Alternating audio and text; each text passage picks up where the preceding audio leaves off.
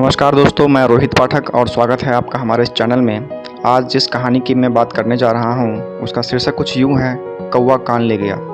आपने ये मुहावरा तो सुना होगा, लेकिन चलिए मैं आपको इस पे एक कहानी सुनाता हूँ, थोड़ा सा कॉन्सेप्ट आपका क्लियर होगा।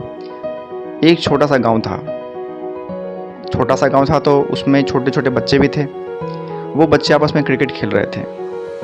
तो सारे बच्चे क्रिकेट खेल रहे थे, तो उनमें से कुछ बच्चे ऐसे थे जो शैतान थे। तो वो शैतान बच्चे एक छोटे बच्चे से सिर्फ बॉलिंग करवा रहे थे। अब उन बच्चों में से किसी एक बच्चे को मस्ती सूझी और उसने एक बच्चे से कहा कि देखो तुम्हारा कौवा कान ले गया। वो परेशान होके हैरान होके उस कौवे के पीछे भागता रहा। वो कौवा कभी इस गांव में कभी उस गांव में उस बच्चे को घुमाता रहा। थक कर, निराश होकर, परेशान होकर वो अपने घर पहुंचा। जब घर पहुंचा तो उसने सारी कहानी अपनी माँ को सुनाई। उसकी माँ ने पूछा कि आखिर तू इतना परेशान क्यों है। उसने कहा कि मैं परेशान इसलिए हूँ माँ, क्योंकि कौवा मेरा कान ले गया। माँ उसकी इस बात को समझ गई कि आखिर क्या प्रॉब्लम है, क्या समस्या है। उसने कहा कोई बात नहीं है, तू टेंशन मत ले। उसने एक आईना लाया, अपने बच्चे को दिखाया। जब उस बच्चे ने अपने कान को अपनी जगह पे पाया तो बहुत खुश हुआ। इस कहानी का सिर्फ इतना मतलब है कि हर वक्त आपके साथ आपके विशेष जानने वाले नहीं हो सकते।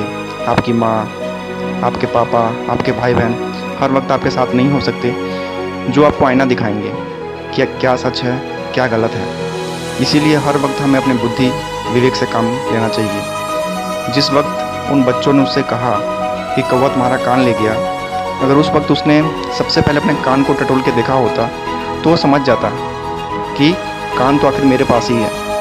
आजकल की इस भाग दौड़ की ज़िंदगी में ऐसे बहुत से लोग हमें रोज़ मिलेंगे जो हमें ये कहेंगे कि भाई ये तुम्हारे लिए सही है, लेकिन हमें सबसे पहले ये सोचना होगा कि क्या वाकई में वो चीज़ हमारे लिए सही है।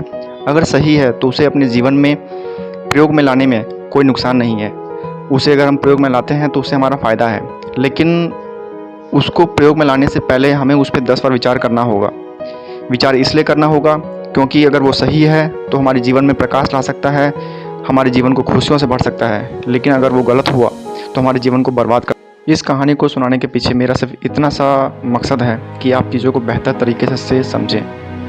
हम बचपन से सुनते आ रहे हैं कि 2 तरह के लोग होते हैं, good people and bad peoples. लेकिन हम अच्छे लोगों के बीच में और बुरे लोगों के बीच में फ़र्क को समझ नहीं पाते, क्योंकि जो बुरे लोग होते हैं वो हमसे अच्छे से बात करते हैं और जो अच्छे लोग होते हैं वो भी हमसे अच्छे से ही बात करते हैं। अब इस परिस्थिति में अब ये समझना कि आखिर कौन अच्छा है कौन बुरा है बहुत मुश्किल हो आता है।